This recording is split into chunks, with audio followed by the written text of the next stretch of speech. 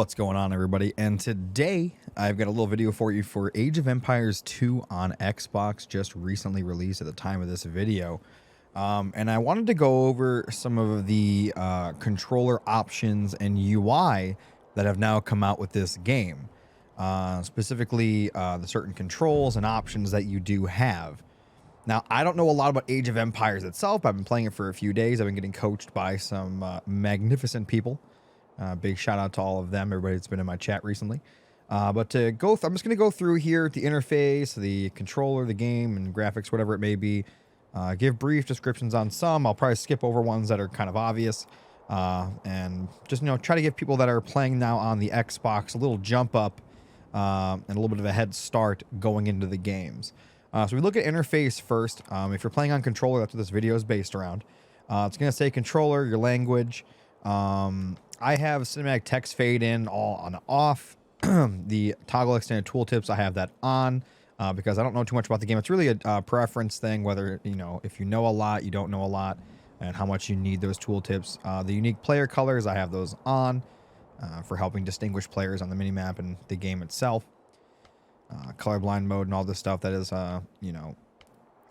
that's a preference thing. Health bars I have on unique. I think that's the best way to put it. You have legacy, blue, red, and green, all this stuff, but I think unique is the way to go for like units and things like that. That way you can get a good representation of your army as it stands on the battlefield. Now, this is an important one, guys. Most of you will start, well, everyone will start with this on standard. You want it on advanced.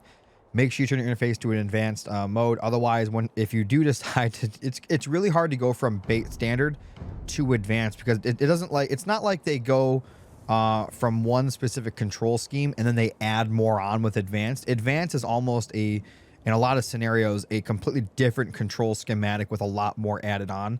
So just start off with advanced and learn it from there, and you'll be much better off. You have a lot more options for controlling your units on the battlefield, as well as opening up menus to help you micromanage your economy while you're not actually watching it, as well as building units when you're not actually at your base to click on them.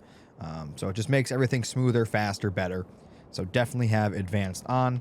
HUD, I have that on 100%. That's completely up to you. Border safe, that's completely up to you. That just shrinks the edges. As you saw there, it's kind of pointless. Readability panels, I have that on.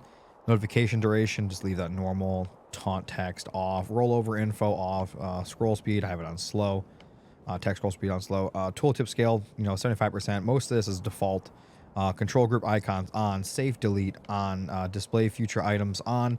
Global queue items, I don't know what this is default to, but I have it on 2. So that you can actually see what's building and where it's at in the build queue. Your options are 1 row active only, and 2 rows and off. I think 2 rows is the best because it constantly shows your build queue, and that's very important for knowing when you have to select that next villager, next scout, whatever it is that you're building. So definitely have that on 2. Takes a little bit more screen space, but definitely worth the real estate. Walk path display, you obviously are going to want that on. Classic health bars, completely up to you. I have it off because we have it on unique up top, and that seems to work pretty well. Health bar scale, I guess it depends on the size of your monitor. I have it 100%, and it seems to work just fine for me. Going to graphics, if you're on the older Xboxes, I definitely turn this to a lower setting. If you're on the Xbox Series X, you can run it on whatever you want, and you'll have no performance issues. Audio, this is a preference thing, completely up to you. I have my soundtrack on shuffle, but this is completely up to you. I turned off that narration. When you guys started the game, that narration annoyed the hell out of me. Turned all that off. And just have the audio settings up to your preference. For game, so this is something important for players to understand. It wasn't exactly super clear. So I have crossplay off, and what happens when you have crossplay off as a controller player, that means you're only going to be playing against other controller players who have crossplay off as well. That is to my knowledge. Now, if you have crossplay on, you'll be able to play against PC players and Xbox players with mouse and keyboard. For those who don't know, you can actually plug in mouse and keyboard on Xbox and play this. So maybe you're gonna stop the video right now because you've changed your mind on using controller altogether. But yeah, you can use mouse and keyboard on Xbox if you so choose. So there's another setting when you're in ranked or in a lobby where you can look in the bottom right and it'll actually show I'll actually show it to you guys real quick. Let me quit the game, and you guys will see what I'm talking about. I feel like this is kind of important. So we're going to go into multiplayer. Let's just say ranked. Now, if you look down there in the bottom, you see that? I turned that on. Warning, you are enabling cross-input matchmaking. This enters you into a matchmaking with both gamepad and keyboard and mouse players, and any progress you make will be made on a separate leaderboard. Do you wish to proceed?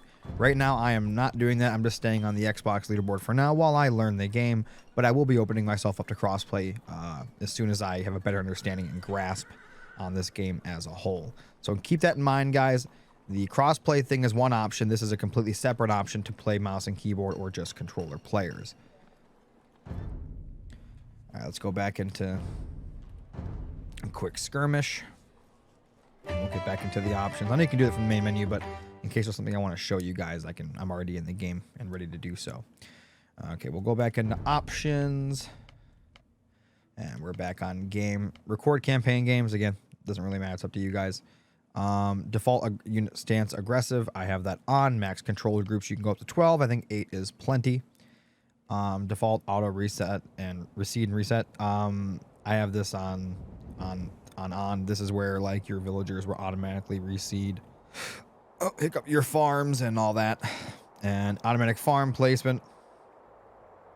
And so, I mean, I have that on. It helps out on Xbox. Can be annoying sometimes. So if you're okay with planning your own, you can turn that off. Building range indicator. This is an important one that's off by default. You want to put that on always show if it's not already. Colorblind player color on building range indicator. That's up to you. If you're playing teams, it's probably important. I don't play much teams, so it doesn't really matter to me. But I mean, if you have close buildings, you get into tower wars with somebody, yeah, it could be important to do that. Terrain grid display, put that always on, super important. Health bars, again, mine's on default. That's a preference thing. Display resource gauge on harvest. I have that on. You don't have to have that on, but it's nice to see. It basically shows the resource and when you hit it or whatever, it shows the amounts. Object highlights. This can be on or off. You can have it on all or off. I don't know about these other selections but it's completely up to you. Selected unit portrait. I have that on. So when you have certain units selected and you move away, you can actually tell what you still have selected because it'll show their little picture next to it. I can actually show you guys what that is real quick. Hey. So if you look right there in the middle of my screen, right next to my cursor on the left-hand side, it's really small, but it actually shows a little picture of a villager in a little circle. So that's what that is. Going back into game. All right, so we're back down here. Navigation or waypoints. I have automatic generation on, and then all this is set to player, which you should probably do that as well. Controller. This is where things get interesting. Controller vibration preference. I have it on. Show taunt combo images preference on. Pan speed. I have it set to 20. Pan inertia 0. The marquee. I have mine on 60. Marquee speed scale 100. That's how fast it like grows when you're holding the button down to increase that. For those that don't know what the marquee is, or I think I'm pronouncing that right, it's when you hold A and that circle pops up just like that. That's all it is. So it's the speed at which it grows. That's all. Again, these are preference things, but you can use mine as a basis. I think the pan inertia, I would definitely have that off for any and all players because it'll mess up your micro and stuff like that. And you don't need to have it quick because there is a better way to go across the map. I actually just found this today after 3 days. So my minimap camera lock behavior was on loose minimap reticle. Right? You want this on fast pan. Now, right now, there is a little bug that I hope they do work on. I'll have another separate video on bugs, but so the reason you want this on fast pan is so that when you hit the right bumper, so you're scrolling around, this is my normal scroll speed, but I want to go to the top of the map real quick, right? So what you do is you hit the right, you hold the right bumper in, right? Or it looks like I tap it. I gotta fix that. There's a setting for that. I was messing around with the settings, but you normally would hold the right bumper and you can just scroll around the map as fast as you want, just like that. Now with the other way, you can actually click on the map, but I think this is much better for those that are used to other RTSs on console. Tapping the right bumper and all that is much better. So let's go into the settings. Oh, and to talk about the bug with it. So if you are, say you want to go up and you're already in motion and you say you hold it down, the problem is it stops. So I'm going up, right? And then, how do I explain this? Right there. So I'm holding up. You can't see. I'm holding up on my left stick, and it just stops. So I'm going up, and it just stops. So I have to let go of the stick and then re-go again for it to move. It's a bug in the game. I'm assuming there's no reason for that other than it is literally a bug, and hopefully the devs fix that, because as you can see right there, that is annoying. When I hit the right bumper, I want it to just keep going in the direction that I'm scrolling, and unfortunately, it doesn't do that when you're going. At least, I think it's at least for up, down, left, or right. If you're going like, I think, was it diagonal? Yeah, it'll keep going if it's diagonal. However, if you're doing any of the cardinal directions, it stops, which is a problem, obviously. So when you're trying to get quickly around the map. Anyway, moving into the next settings here. Minimap reticle speed, again, that's up to you. Minimap inertia, have that off.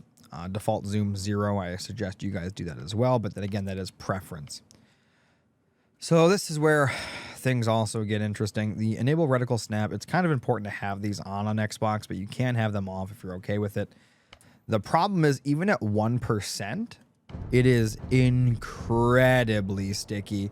So much to the point that, as you guys can see right there, it's bad. And if you're trying to select a unit, say it's next to a building, you almost can't, because the building will suck it away, and it kind of sucks. Or if, say, I don't know how to explain it better than that. It's just it's buggy right now, and hopefully they can get that fixed, because selecting, you see that? I mean, it's awful. I mean, you still need it when you're trying to select single units. When you're in a fight, you have to have it. But again, hopefully they get that fixed. But if you are going to use it, I suggest putting it on 1%, which is the lowest it'll go. But if you can use it with it off, I would suggest turning both of these off. Small reticle, I have that on for more precise clicking. I suggest you guys do the same and get used to it. Otherwise, you're putting yourself at a disadvantage. Lowest reticle mode, this is... I have it off. But if you have it on, I'll show you guys what that does. Oopsie. So instead of, having this cursor in the middle of your screen and going around like that, you basically have a mouse. It's really jerky. It's jumpy. I'm not the biggest fan of it. However, if you are coming from keyboard and mouse and trying out controller, maybe you'll like this better, but I'm not the biggest fan of it.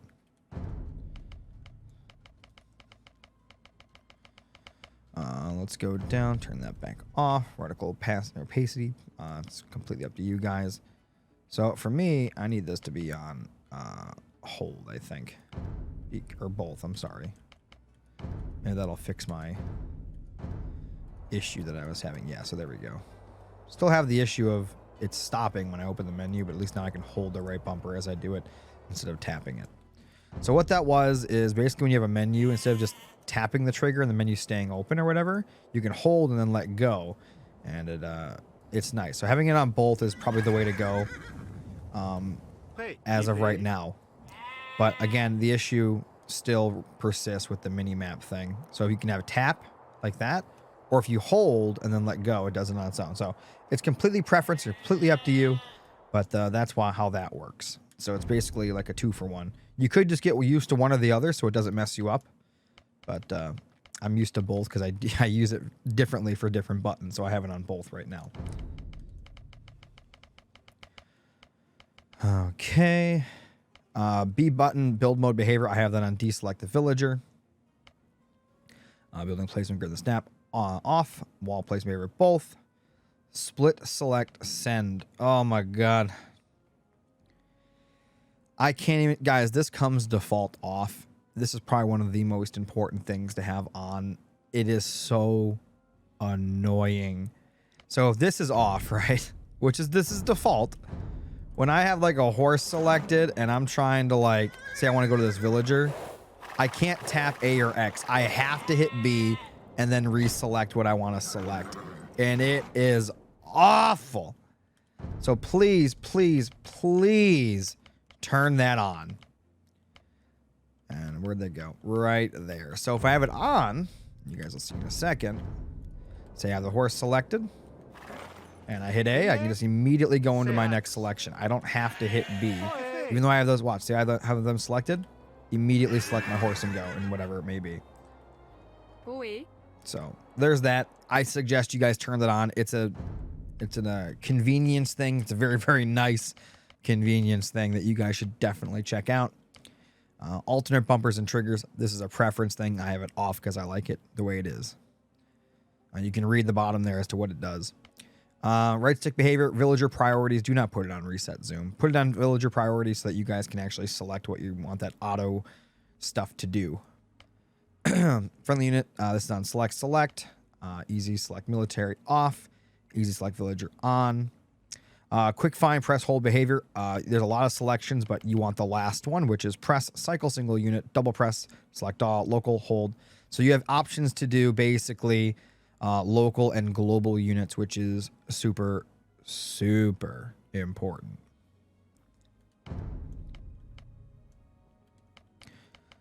Back up to the top. So quick find snaps to units. You want that on, which is very important so that when you are selecting, say, how do I explain this? So, especially if you're using groups. So if I select all cavalry, right, and I just tap it. So if I hold it, no matter where it's at in the map, I won't move my screen. However, if I tap it, it'll go to it, which is nice. It's the same thing with my main structure, right? So if I'm out here and I'm attacking out here, wherever this is, right, and I hold the bottom on my D-pad, I am now selected into my town center, can hit right trigger, and can create villagers and whatnot from right here.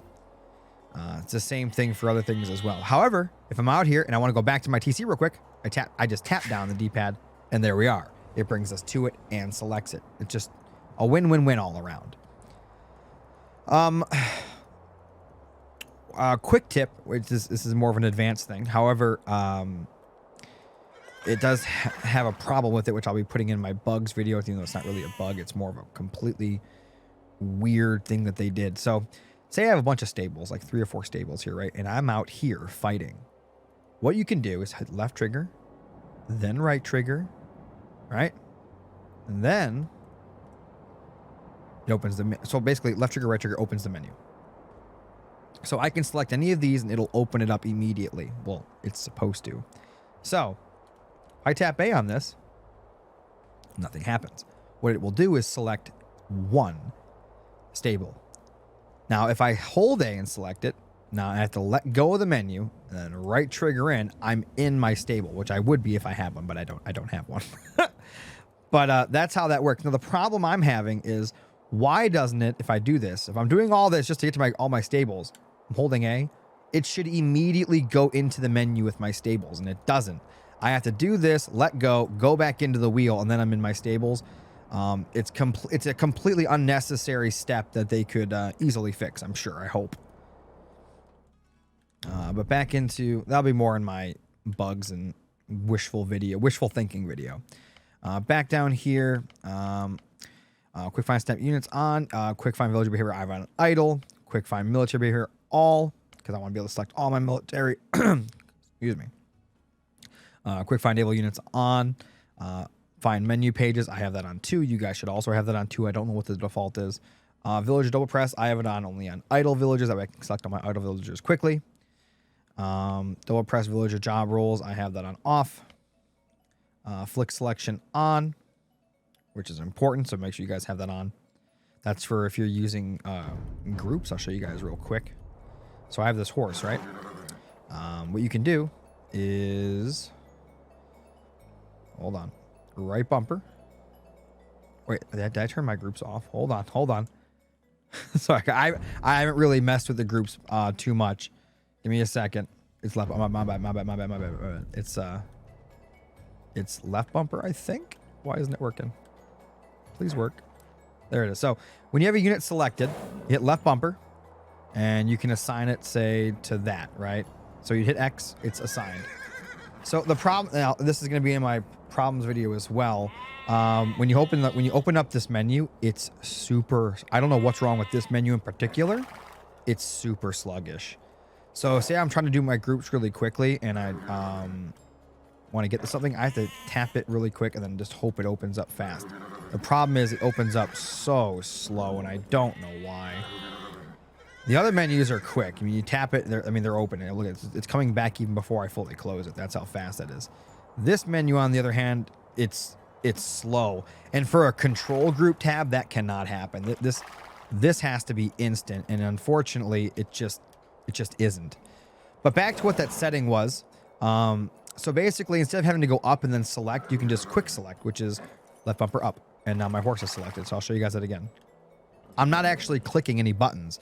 I'm not clicking my A, X, Y, or B or whatever. I'm just going left bumper up, and now my horse is selected wherever it is on the map, right?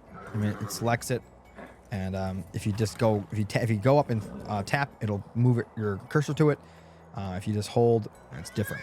But yeah, that's how that works. I think groups will be great once they fix the sluggishness of the left bumper. I mean, I don't know why it's like this. It's so slow. Everything else is, look how fast it is. I'm bringing it back up and down. Like, that's the menu going in and out. This one, slow. And that's as fast as it'll go. It's bad. And control groups are probably one of the arguably the most important things for it to be fast.